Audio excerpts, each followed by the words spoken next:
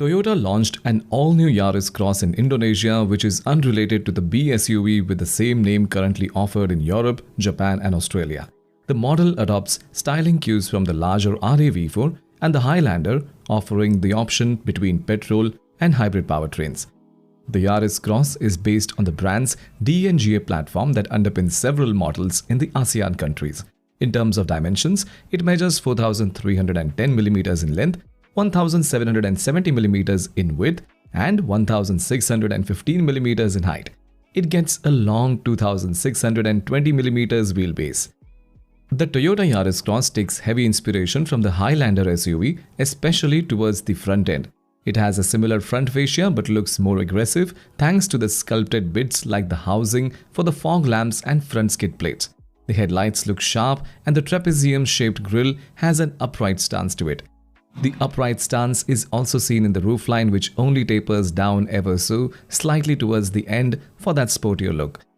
You get squared out wheel arches with heavy black cladding that continues on the side sills, giving it a nice beefy look.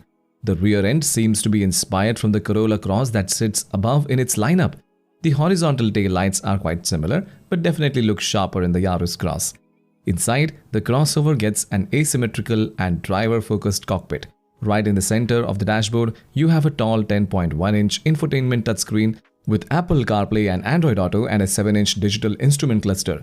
Apart from this, it also comes equipped with a panoramic sunroof, wireless charger, ambient lighting, a powered tailgate, and a powered driver's seat.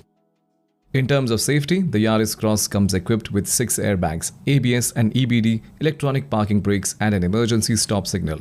Moreover, it gets a rear cross traffic alert, blind spot monitor, hill start assist, and vehicle stability control. The 2024 Yaris Cross is available with 2 engine options. First is a naturally aspirated 1.5-litre 2NRVE 4-cylinder that's shared with the Vios.